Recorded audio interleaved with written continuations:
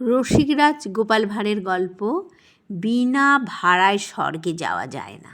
গল্পটি শুরু করার আগে আমার ছোট্ট কথা, একটি ছোট্ট করে লাইক সাবস্ক্রাইব করে আমার পাশে থাকবেন। আপনাদের ভালোবাসাই আমার পথ চলা। গল্পটি শুরু করা যাক।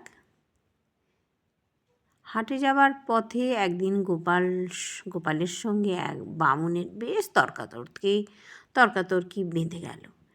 শেষে তাই নিয়ে ঝগড়া। বামুন রেগে গিয়ে বললে, তুই নরকে যা। গোপাল বললে, আপনি তাহলে কোথায় যাবেন ঠাকুরমশাই? বামুন সঙ্গে সঙ্গে উত্তর দিল, কেন, আমি স্বর্গে যাব। গোপাল বামুনের কথা শুনে বললে, স্বর্গে তো যাবেন বলছেন, নৌকা ভাড়া কত তা জানেন? বামুন রেগে গিয়ে জিজ্ঞেস করলেন, স্বর্গে যাওয়ার জন্য নৌকা ভাড়া করতে হয় নাকি? গোপাল বলে উঠল, তবে কি অমনি যাবেন? নৌকা ভাড়া না করলে বৈতরণী নদী পার হওয়া যায় না। তা আপনি বৈতরণী নদী পার হবেন কি করে?